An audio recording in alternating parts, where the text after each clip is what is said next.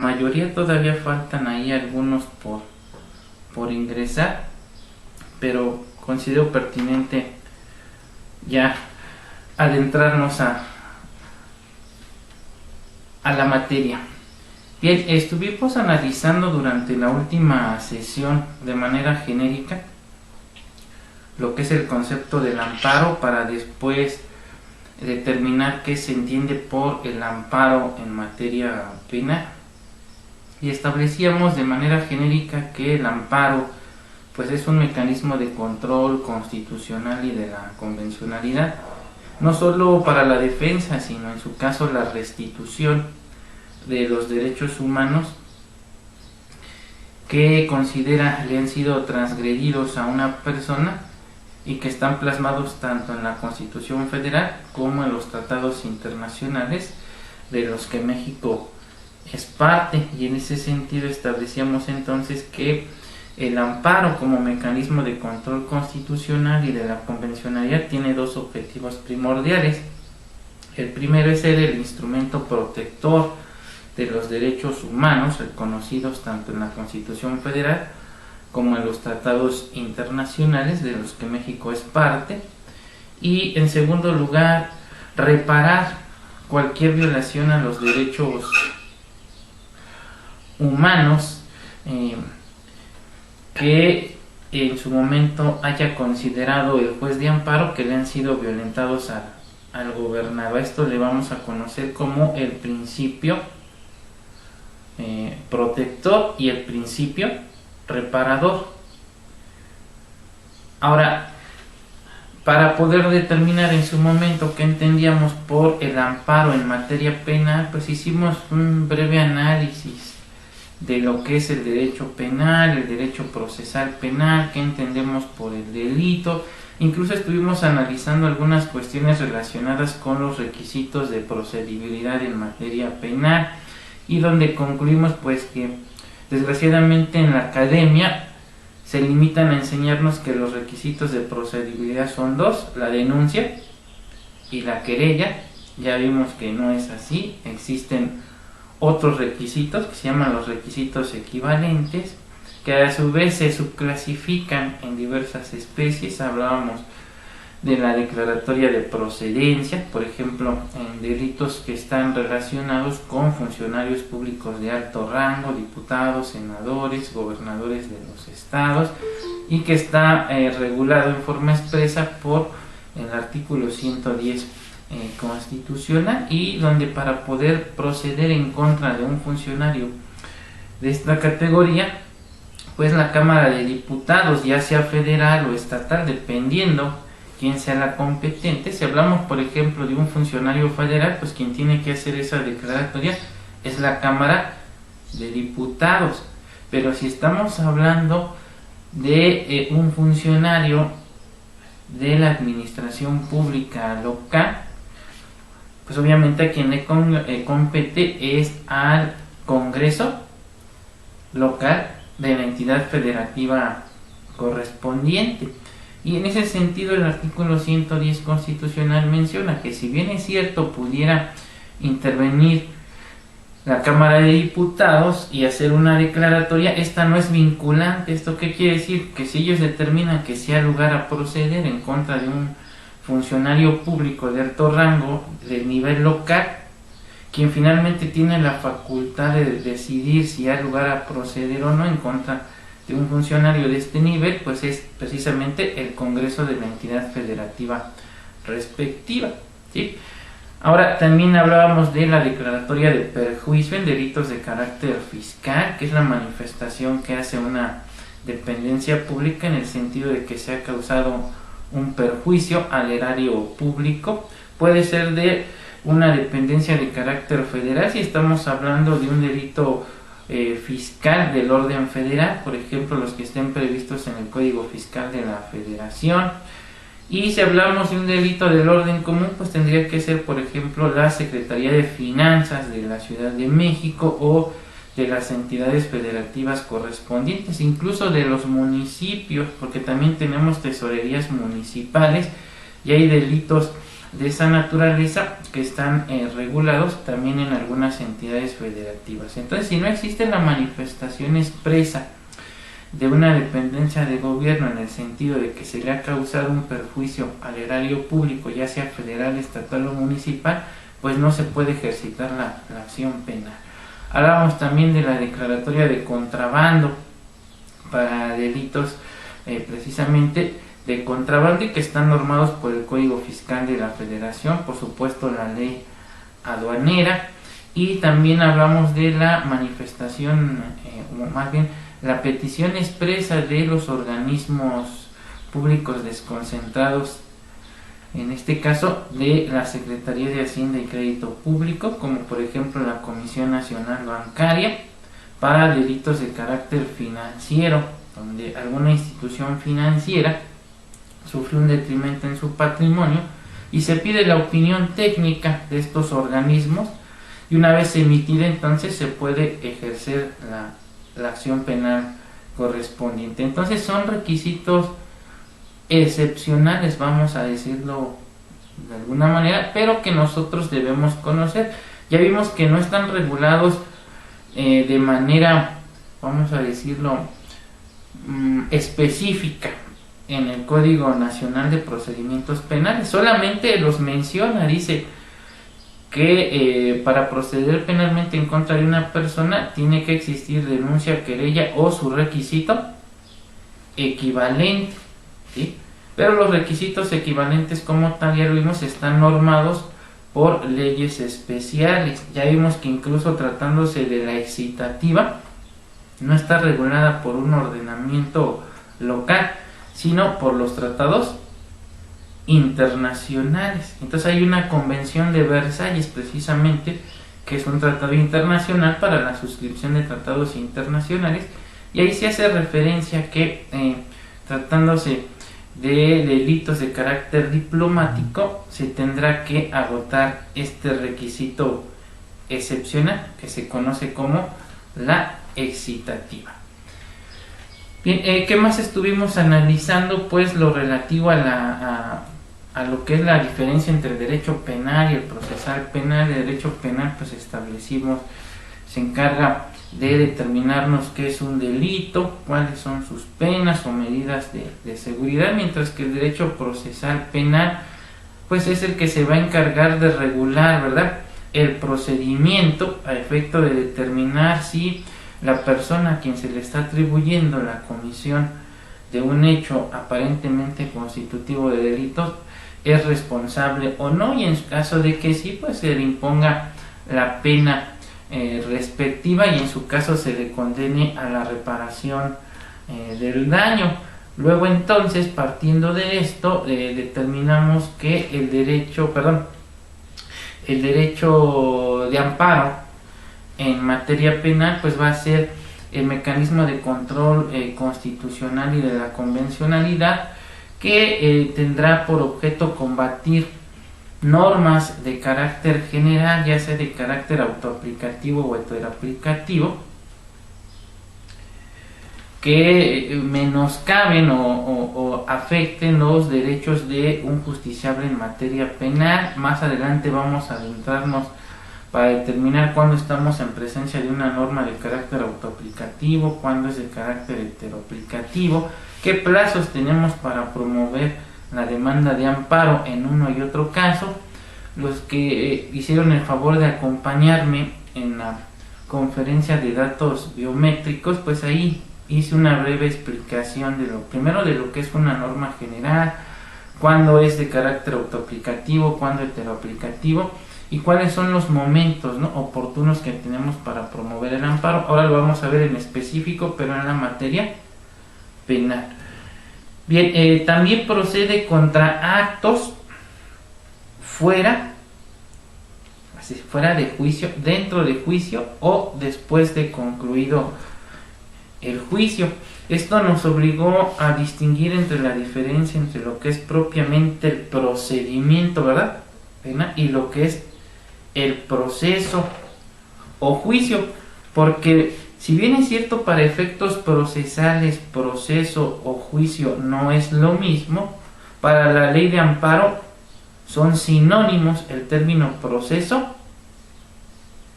o juicio, ¿sí? El procedimiento, dijimos, es un todo en materia penal que inicia con la denuncia, querella o su requisito equivalente y culmina con una sentencia firme, es decir, aquella que no admite recurso o medio de impugnación, es decir, ha causado estado. Dentro del sistema acusatorio y oral no se contempla a la etapa de ejecución como parte del procedimiento, ¿no? A diferencia del sistema tradicional, donde vimos que la etapa de ejecución formaba parte del procedimiento penal. Este es uno de los cambios que se dio cuando pasamos de un sistema tradicional o mixto al sistema acusatorio y oral. Y el proceso como tal nos dice la ley de amparo que inicia con la celebración de la audiencia inicial, no con el auto de vinculación a proceso, que en un inicio, si recuerdan, cuando se expidió el Código Nacional de Procedimientos Penales, así lo refería el Código Nacional de Procedimientos Penales, que el proceso iniciaba con el auto de vinculación, pero como la ley de amparo establecía esta situación, tuvieron que homologar los dos ordenamientos y se modifica el texto del artículo 170 de la ley de amparo, y hoy establecen lo mismo, que el proceso en materia penal inicia con la audiencia inicial, ¿sí? Y el proceso o juicio culmina con la sentencia firme, ¿sí? Bien, ¿qué más estuvimos analizando? ¿Por qué hablamos de esta cuestión? Porque hablábamos de actos fuera, dentro y después de concluido el juicio. Los actos fuera de procedimiento son emitidos por la autoridad judicial. Es decir, no estamos hablando de actos llevados a cabo por el Ministerio Público. Estamos hablando de actos que emite, en este caso, el juez de control, ¿sí? ¿Quién se encarga de llevar a cabo las solicitudes que hace el Ministerio Público durante la etapa de investigación inicial y complementaria? Pues por supuesto el juez de control. Entonces, si el Ministerio Público ejercita la acción penal, estamos hablando de una investigación con detenido, por ejemplo, y se solicita la celebración de la audiencia inicial para que el Ministerio Público formule la imputación, pero antes que nada someta, ¿verdad?, a la decisión del juez si la detención practicada por la policía y por el Ministerio Público en la etapa de investigación inicial y dentro del plazo de las 48 horas o 96 si se trata de delitos contra la delincuencia organizada está ajustada o no a derecho, pues debe ser el juez de control. Y ese tipo de actos, la pregunta ¿es un acto fuera o dentro del juicio? A ver, ¿qué opina Ivonne?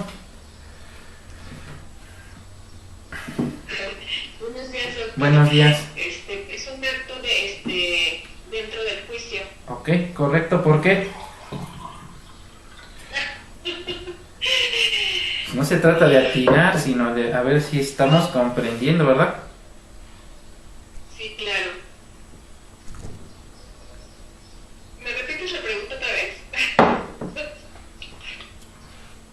La calificación por parte del juez en el sentido de que es legal la detención de una persona es un acto fuera o dentro del juicio. Es dentro del juicio. Ok, ¿por qué? Porque el juez de control está llevando a cabo la audiencia inicial. Okay. Para dar efecto a lo que se está llevando a cabo dentro de la audiencia. No sé si esté bien, por lo que Sí, entendí. sí, dijimos que en materia penal el proceso o juicio inicia con la celebración de la audiencia inicial, por ende estamos hablando. Lo celebra el juez de control, así es, y lo celebra el juez de control. Exactamente, entonces en ese sentido estamos hablando de un acto dentro del proceso del juicio, pero ojo, no puedo atacar de manera aislada el control de la detención. Me ha establecido la Corte a través de jurisprudencia que para combatir el control de la detención lo tengo que hacer de manera conjunta con el auto de vinculación a proceso. Entonces lo que voy a combatir es el acto de vinculación a proceso y todos los actos precedentes. En este caso sería el control de la detención, ¿sí? Pero si ataco de manera aislada única y exclusivamente el control de la detención, me van a declarar mi amparo improcedente. Entonces debo tener mucho cuidado en ese sentido, y lo que voy a combatir entonces es la vinculación a proceso y los actos que le preceden, ¿sí? Ahora, a ver, Estefanía, también te toca pregunta. Tratándose de un orden de aprehensión girada por el juez de control, ¿sería un acto fuera o dentro de proceso o juicio? Yo creo que sería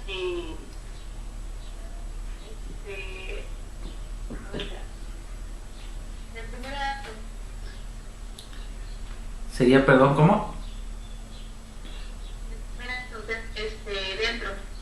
Dentro, pero si todavía no se apertura el proceso o juicio, acuérdate que para que se tenga por iniciado el proceso o juicio debe llevarse a cabo la celebración de la audiencia inicial, y aquí todavía no se celebra porque estoy girando una orden de aprehensión. ¿Y cuál es su finalidad? Precisamente llevarlo ante el juez para que se lleve a cabo la audiencia inicial y se resuelva sobre su vinculación o no a proceso. Entonces, ya vieron, hay que tener mucho cuidado. No se trata de un acto dentro, sino fuera de juicio, ¿sí? Y ya no es un acto del Ministerio Público, porque dijimos que el Ministerio Público deja de tener facultad de imperio cuando ejercita la acción penal. Entonces ya deja de ser considerado como autoridad para efectos del amparo y del juicio y se convierte en parte. Entonces ya es un acto de la autoridad judicial, pero fuera de juicio. Y todos los actos celebrados a partir de la audiencia inicial son actos dentro de juicio. ¿Y qué entendemos por actos después de concluido el juicio, Leo?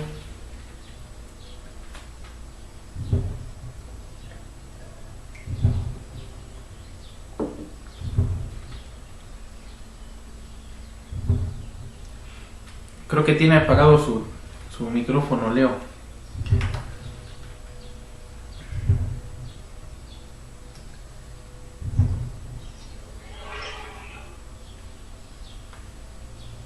Bueno, ahí se escucha ya. Sí. Pues ya son, estos podrían ser después de concluido el juicio, después de haberse dictado la sentencia, ¿no? O la resolución que precisamente pone fin al juicio. Correcto, entonces estamos hablando de actos de ejecución, es decir, la ejecución de la... Y ahorita con lo que acaba usted de comentar anteriormente a la pregunta que me formuló, precisamente entonces tomando un poquito esto como antecedente para la tarea, pues lo que están haciendo con el gobernador es un acto, la orden de aprehensión es un acto precisamente fuera de juicio, ¿no? Es el que habrá que combatir. Exacto, es correcto. Y también tendríamos que analizar si estamos obligados o no a votar el principio de definitividad.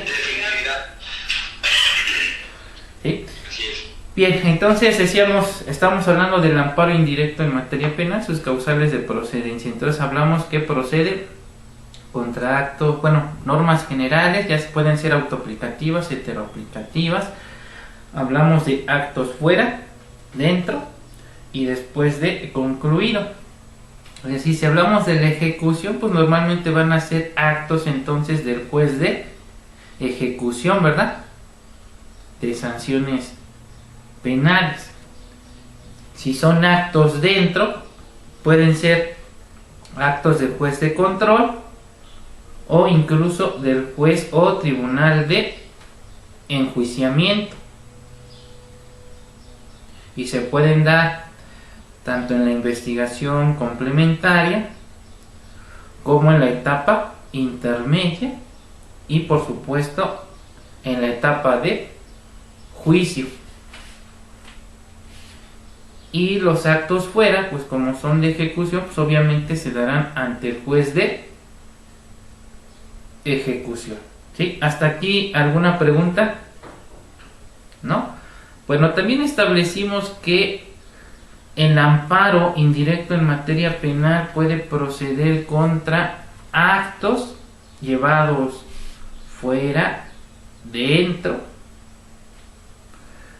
de juicio, pero que afecten a una persona extraña, ¿verdad?, al proceso o juicio.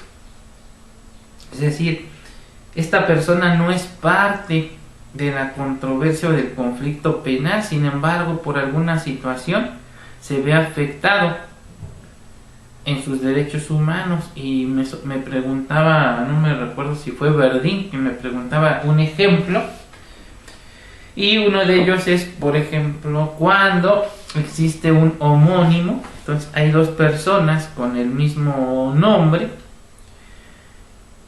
y vamos a suponer se gira una orden de aprehensión, pero en lugar de detener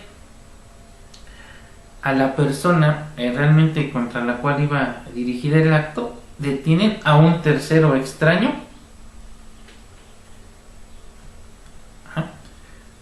al conflicto penal. Entonces, en esos casos, como no forma parte, ¿verdad?, del conflicto, sino es un tercero extraño, la única vía que tiene para combatir el acto que está vulnerando o afectando sus derechos humanos es el amparo indirecto por tercero extraño a juicio.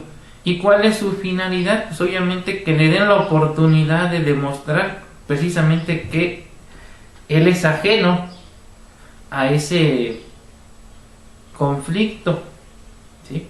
Y aunque pareciera extraño, sí ha llegado a suceder que aprendan a una persona por ser homónimo, ¿no?, en relación a otra que está siendo buscada por la justicia.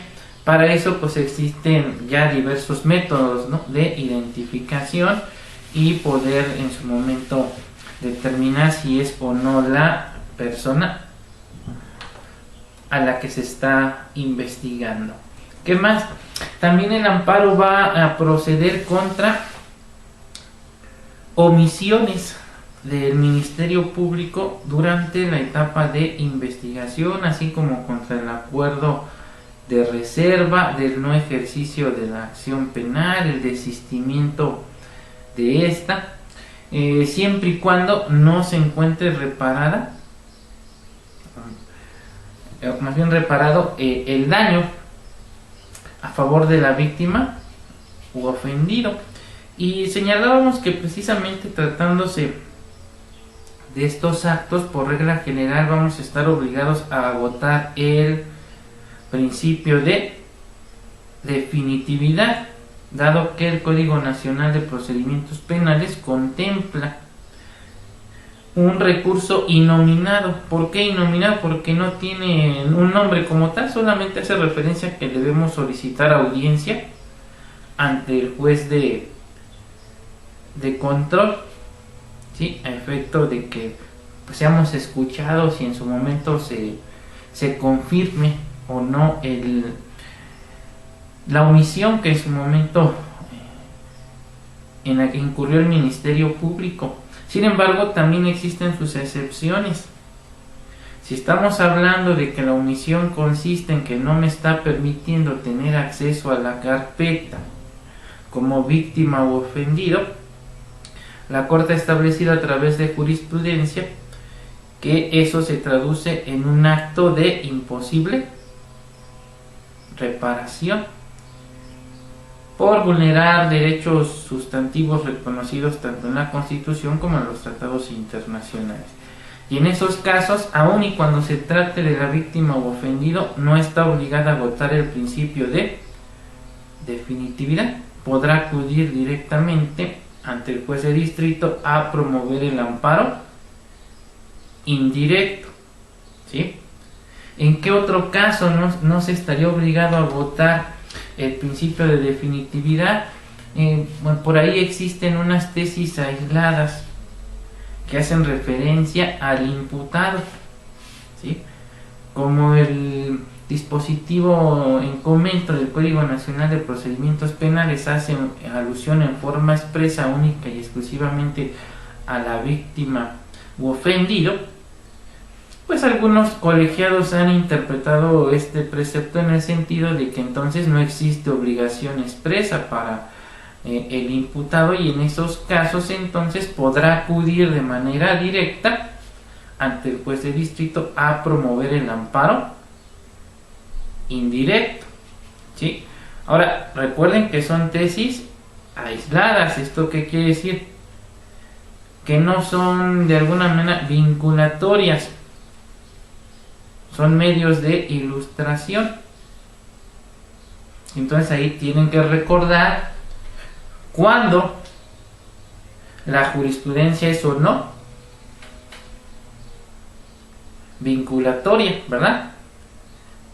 Aunque también hay que recordar que hay una tesis aislada de la segunda sala de la Suprema Corte de Justicia de la Nación, donde se establece que si se trata de una tesis aislada que viene de un superior, los inferiores están obligados a acatarla, aun y cuando se trate de una tesis aislada. Entonces, estos argumentos son los que ustedes tendrían que empezar a hacer valer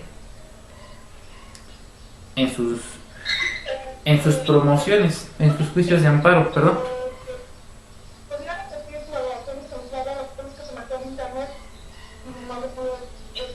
¿Hasta qué escuchaste, perdón? Nada más que no se puede, tiene que aceptar lo que dice la prensa aislada. Si nos vamos a las reglas que establece la ley de amparo en relación a la obligatoriedad de la jurisprudencia, recordemos que, bueno, conforme a este texto de la ley de amparo, que se supone que ya fue modificado, ya nada más estamos esperando la publicación en el diario oficial.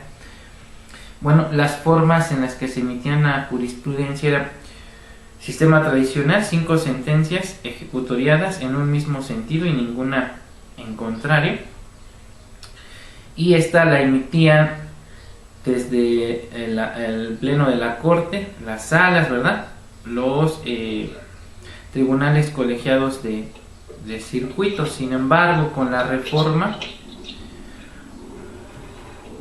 ni el pleno ni las salas ya no pueden emitir este tipo de jurisprudencia. Esta fue sustituida a nivel de pleno y de salas por lo que hoy se conoce como la jurisprudencia por precedentes, es decir, ya no vamos a requerir de 5 sentencias ejecutoriadas en un mismo sentido, bastará con una, ¿verdad?, pero que sea aprobada por 8 ministros tratándose del pleno y por 4 ministros tratándose de las salas, y entonces si cumple con estos requisitos hará jurisprudencia por precedentes. Y ya tenemos varias jurisprudencias por precedentes. Recordemos que el 1 de mayo entró en vigor esta cuestión de la nueva forma, ¿verdad?, de emitirse la jurisprudencia. Ahora, si cumple la jurisprudencia con los requisitos que establece la ley de amparo, es obligatoria. Si emana del pleno, decíamos, para las salas, ¿verdad?, pero no para el pleno. Si viene de las salas, es obligatoria para los tribunales colegiados, por supuesto los plenos ahora regionales de circuito y todas las demás autoridades del orden federal y local, ¿sí? Y así sucesivamente hablamos de una jerarquización de la jurisprudencia, es decir, siempre va a ser vinculatoria cuando venga de una autoridad superior hacia su inferior. Si no cumple con estos requisitos, se supone que no es obligatoria, ¿verdad? Pero la segunda sala de la Suprema Corte, mediante una tesis aislada, tampoco es jurisprudencia, refirió que aun y cuando se... Perdón. Disculpe, es que los últimos 5 minutos no he oído porque alguien tiene abierto su micrófono. No sé si puedan apagar su micrófono los que lo tengan encendido. ¿Ya me escuchan todos? ¿Sí? Decíamos entonces que si no se cumplen con los requisitos que señala la ley de amparo para que sea obligatoria la jurisprudencia, la segunda sala de la Suprema Corte emitió una tesis aislada, es decir, no es jurisprudencia, donde estableció que aun y cuando se trate de una tesis aislada, si la misma emana de la autoridad superior, es decir, por ejemplo, la emitió el Pleno, ¿sí?, las salas estarían obligadas a acatarla aun y cuando se trate de una tesis aislada, ¿sí? Y así nos vamos en orden de ideas. Si se trata de una tesis aislada de las salas, ¿quiénes estarían obligados a acatarla? Pues obviamente los plenos regionales, los tribunales colegiados, los unitarios, bueno, ahora colegiados de apelación, los juzgados de distrito y todas las demás autoridades jurisdiccionales, tanto del orden federal como del orden local, ¿sí? Entonces, no es necesario que sea jurisprudencia, ¿sí? Pero ¿cómo vamos a robustecer esto, nuestros argumentos? Pues obviamente invocando esa tesis aislada para darle sustento a nuestra argumentación, ¿sí?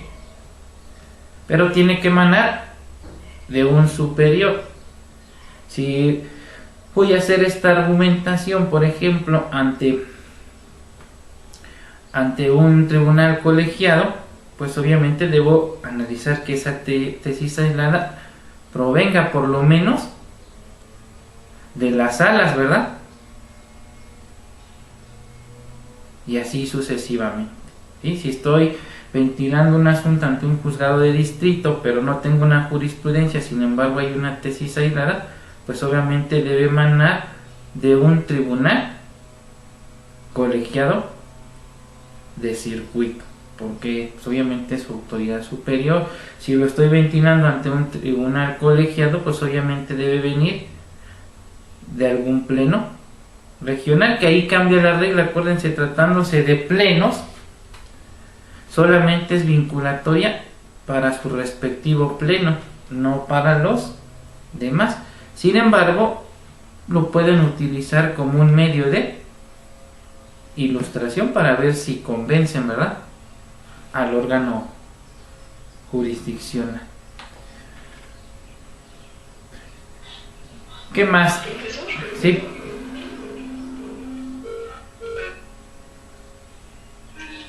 Profesor, disculpe. Entonces, en relación al último punto, aunque no sea vinculatoria porque debe ser a su igual pleno con pleno, yo lo puedo tomar como referencia para robustecer lo que estoy plasmando en mi amparo y que me sea de utilidad para mis fines. ¿Es correcto? Es correcto, sí. La utiliza por eso normalmente cuando sabemos que no es vinculatoria decimos sirve de medio de ilustración. ¿Sí? Y cuando es vinculatoria normalmente decimos para robustecer lo anterior sirve, ¿verdad?, de apoyo el siguiente criterio jurisprudencia. Entonces debemos tener hasta astucia para ver cómo manejamos el lenguaje jurídico. Bien, también el amparo indirecto en materia penal va a ser procedente contra aquellos actos mediante los cuales los jueces penales declinen o se inhiban de conocer de un asunto determinado, es decir, estamos hablando del amparo contra la substanciación de las competencias. Esto es muy común en materia penal, que un juez penal se declara incompetente por la cuestión del territorio. Esto se da sobre todo cuando el delito se cometió en los límites de una circunscripción territorial con otra, y ya saben el clásico bateo, no me corresponde a mí, le corresponde al otro. No obstante de que ya el Código Nacional de Procedimientos Penales prevé algunos mecanismos para resolver o prever ese tipo de conflictos, y existe lo que se conoce como el principio de prevención, ¿verdad? El cual refiere que si existe duda en relación a cuál de los dos jueces es competente para conocer del asunto, pues tendrá que conocer el primero que previno del asunto, y entonces se termina el conflicto. Si tú conociste primero del asunto, tú tienes que conocer o substanciar el procedimiento. Sin embargo, en la práctica pues se sigue dando esta cuestión, y no solo a nivel juzgados. Empezamos desde la detención del imputado, y ahí tienes a los policías corriendo de una circunscripción territorial a otra porque no les quieren recibir al detenido, y luego esto se presta para que se califique de ilegal la detención, porque la temporalidad o se tardaron mucho, ¿verdad?, en hacer su presentación ante el Ministerio Público, y se califica de ilegal la detención. Pero son con las cuestiones con las que tienen que batallar los elementos de policía con los agentes del Ministerio Público, no obstante que ya está previsto en el Código Nacional, si no me equivoco es en su artículo 20, cómo se deben resolver ese tipo de conflictos. Entonces ya no tendría que haber excusa en relación a si se cometió o no dentro de una determinada circunscripción territorial. Aquí lo establece en forma expresa el Código Nacional, y entonces el primero que reciba la detención sería el que tendría que iniciar la carpeta de investigación, realizar las diligencias más urgentes, y si determina finalmente que no es el competente para conocer, entonces ya la turna al agente del Ministerio Público que corresponda, pero ya hizo las diligencias urgentes, y con esto se evitaría incurrir en el delito de negación de servicio. Pero es muy complicado, desgraciadamente, que las personas que están en las fiscalías comprendan esta situación. Entiendo que a veces pueden tener cierta carga de trabajo, pero pues para eso se rentaron, ¿no? Finalmente, si no te gusta tu chamba, pues puedes renunciar, ¿no? Digo, un claro ejemplo es su servidor, no le gustó ser funcionario público por diversas razones, y dejó mejor renunciar a estar de alguna manera en un lugar que no te agrada y donde tratas mal a los ciudadanos. Dice el artículo 20 del Código Nacional de Procedimientos Penales: reglas de competencia. Dice: para determinar la competencia territorial de los órganos jurisdiccionales federales o locales, según corresponda, se observarán las siguientes reglas. Y la que me interesa, vamos a ver, dice, fíjense, la fracción quinta dice lo siguiente: cuando el hecho punible haya sido cometido en los límites de dos circunscripciones judiciales, será competente el órgano jurisdiccional del fuero común o federal, según sea el caso, que haya prevenido en el conocimiento de la causa. Entonces, en este sentido, el primero que conozca del asunto es el que deberá tramitar. Y estas reglas también son extensivas para el Ministerio Público en la etapa de investigación. Y no digamos que no es algo nuevo, ya lo preveían algunos ordenamientos. Esto recuerdo hasta en la Ley de Cultura Cívica también estaba contemplado un dispositivo, no creo que todavía sigue vigente, donde también hacía referencia que si había duda en relación a quién era competente por haber ocurrido el hecho presuntamente constitutivo de infracción en los límites territoriales de un juzgado y otro, tenía que conocer el primero que previniera del asunto. Solo que aquí lo tuvieron que hacer de manera expresa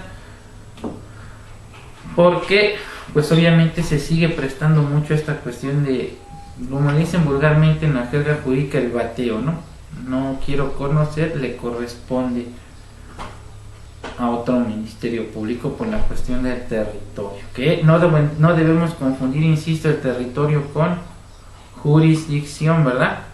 Porque esto es algo bastante común.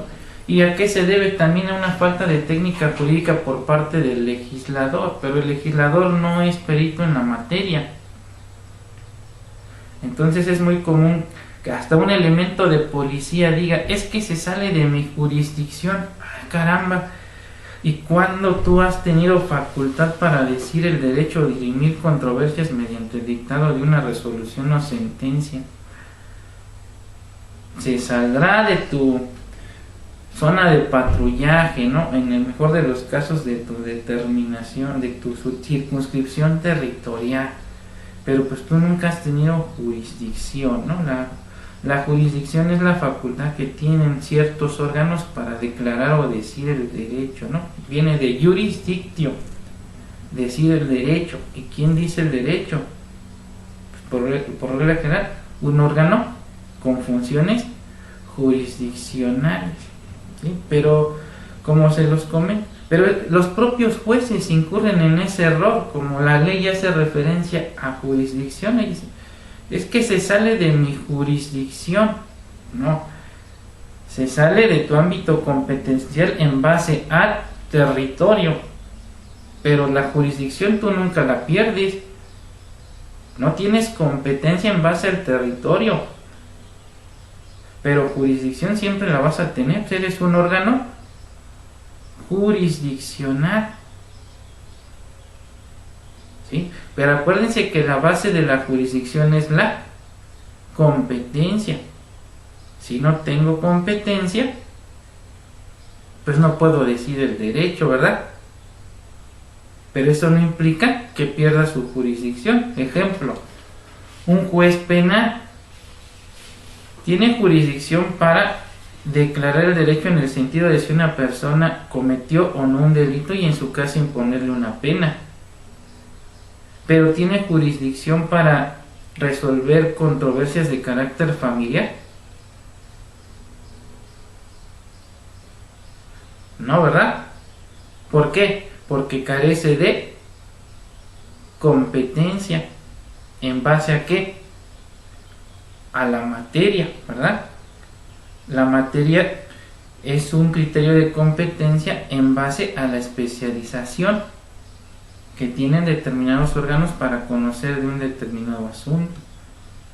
Pero no por el hecho de que no tenga competencia ha perdido su jurisdicción. Más bien, como no es competente, no puede declarar o decir el derecho en una controversia familiar. Sin embargo, sigue conservando su jurisdicción para resolver un conflicto de carácter penal, ¿sí? Entonces, el territorio es el ámbito espacial o geográfico donde válidamente puede ejercer su competencia y por ende su jurisdicción el órgano con funciones jurisdiccionales.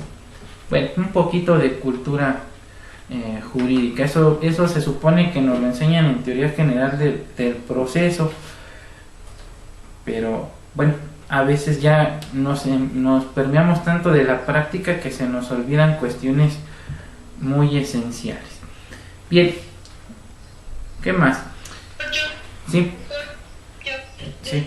Aquí me confundí. Ahorita que pusiste el ejemplo de que el juez de lo familiar tiene controversias, ¿es correcto?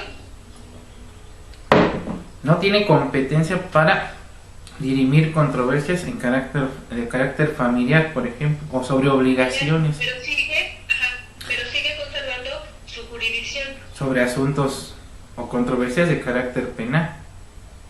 ¿Sí? Lo que pasa que su confusión viene en el sentido de que piensan que competencia territorial es lo mismo que jurisdicción, y son dos conceptos completamente diferentes. La competencia, recordemos, es la aptitud jurídica que le confiere el Estado a ciertos órganos para conocer de un determinado asunto con base en lo que establece la ley, y comprende, dentro de otros criterios, al territorio, la cuantía, el grado, la materia, la jerarquía, ¿sí?, prevención, el turno, el género, etcétera, ¿sí? Gracias, Y la jurisdicción, pues su mismo nombre dice jurisdicto, es la facultad que tienen los jueces para dirimir o resolver controversias mediante el dictado de sentencias o resoluciones de fondo, ¿va?, para pues declarar a quién le asiste la razón. Bien. Bueno, ¿y qué más? El amparo entonces también va a proceder ya. Bueno, terminamos con lo que es el amparo indirecto. Ahora vamos a ver cuándo procede el amparo directo en materia penal. Pues la regla general, partiendo de lo que establece el artículo 170, fracción primera de la ley de amparo, es contra sentencias definitivas, ¿verdad? Obviamente que emanen de un proceso de carácter penal, ¿sí?, y donde por regla general vamos a estar obligados a agotar el principio de definitividad. Entonces, aun y cuando se trate del sistema acusatorio adversarial, antes de interponer el amparo indirecto, debo agotar el recurso de apelación. ¿Sí? Ahora, debe tratarse de violaciones, ¿verdad?, al procedimiento que no trasciendan, ¿verdad?, al resultado del fallo, o que no dejen en estado de indefensión al imputado, porque en caso contrario de que se trate de violaciones procesales que trasciendan y dejen en estado de indefensión al quejoso, es decir, se traduzca en actos de imposible reparación, tengo que agotar el principio de definitividad, ¿sí?, ya sea agoto recurso ordinario o promuevo amparo indirecto. Pero además, algo muy importante, debo combatirlo en la etapa correspondiente, no me tengo que esperar hasta el dictado de la sentencia, ¿sí?, porque eso era en el sistema tradicional. En el sistema tradicional, acuérdense, solamente, y lo explicamos en la clase anterior, solamente existía un juez, el juez instructor. Había la etapa de preinstrucción y luego la instrucción, ¿sí?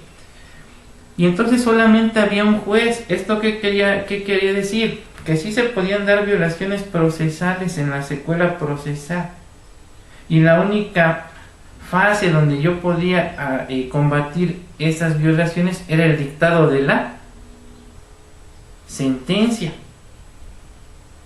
Pero durante el sistema acusatorio tengo diversos jueces y diversas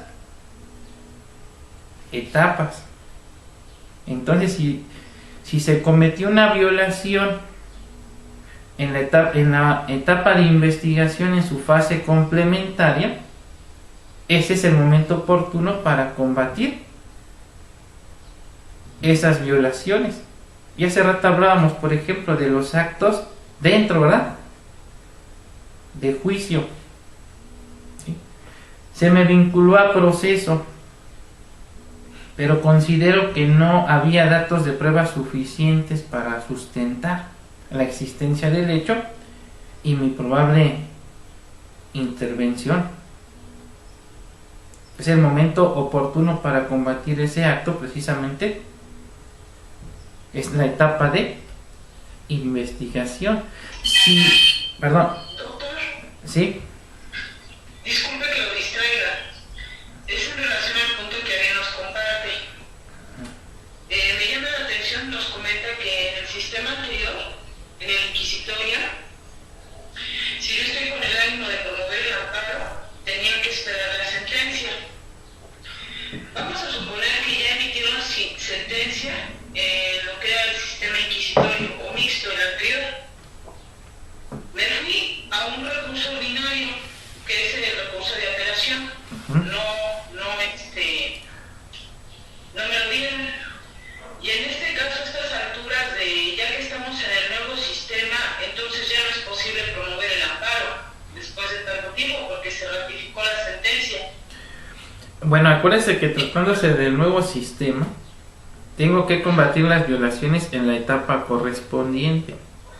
¿Sí? En el nuevo sí, lo que Sí. está comentando, sí. Si estamos en investigación, pues lo tengo que combatir en investigación. Normalmente, pues, son actos dentro del proceso, es en la investigación complementaria. Vamos, bueno, les puse un ejemplo de cuándo lo puedo promover, por ejemplo, en la etapa de investigación complementaria. Vamos a la etapa intermedia. No me admiten un medio de prueba. Este es un acto que se puede traducir en de imposible reparación. Consecuentemente no tengo que esperarme hasta el dictado de la sentencia. Aparte, ya la corte dijo que si se trata de actos de imposible reparación los tengo que combatir en la etapa correspondiente. Pero usted se queda con la idea del sistema tradicional y lo quiere hacer en la sentencia. Le van a declarar improcedente su amparo porque se trata de actos consentidos, ¿sí? Porque no los combatió en el momento procesal oportuno. Los únicos actos que voy a combatir a nivel de sentencia son los que se den en la etapa de juicio. ¿Sí?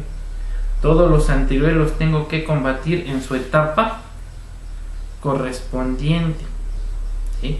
Porque más adelante vamos a ver ahorita las reglas especiales en materia penal y he visto que algunos autores refieren que tratándose de violaciones procesales que no trascienden al resultado del fallo o que no te dejan en estado de indefensión, los puedes combatir en la sentencia definitiva. Ojo, eso era en el sistema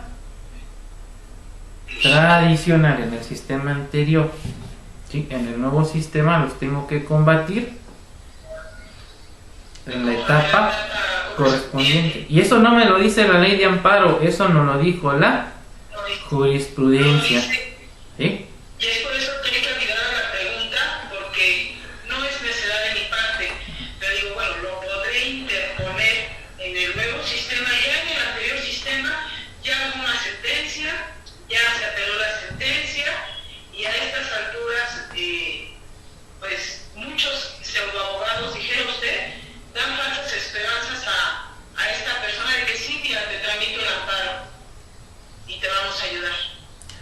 Sí, Entonces me quedo con esa incógnita de que muchos pues se prestan a ese tipo de situaciones que no conocen. sí, porque la ley de amparo sigue hablando de esto, pero tuvo que venir una interpretación por parte de la corte y llega a la conclusión de que en el nuevo sistema no opera este principio, porque estamos hablando de diversas etapas. Entonces, las únicas violaciones que no trascienden y que se pueden combatir en una sentencia definitiva son las que se den en la etapa de juicio, es decir, en la audiencia de juicio. Si la violación se dio en la etapa intermedia y la quieres hacer valer en la etapa de juicio, tu amparo es notoriamente improcedente. ¿Sí? Preguntas hasta aquí, aparte de lo que ya comentamos, ¿no? Bueno, solo fue una remembranza. Claro, vimos muchísimas cosas más, ¿verdad? Pero bueno, ahorita vimos un poco de lo que analizamos la sesión anterior y pues robustecimos algunas otras cuestiones. El día de hoy vamos a hablar de lo que serían los principios. Se está cortando un poco se está escuchando muy distorsionado, no sé si sea mi internet o de tu... Puede ser que sea también yo sí los escucho bien, salvo cuando alguien enciende el micrófono y creo que lo tiene muy alto, es cuando escucho mucha interferencia. Sí. Y es que ahí son cuestiones técnicas que pues creo que no podemos resolver.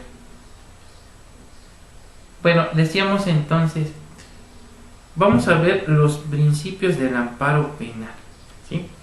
Si bien es cierto, el amparo en general se rige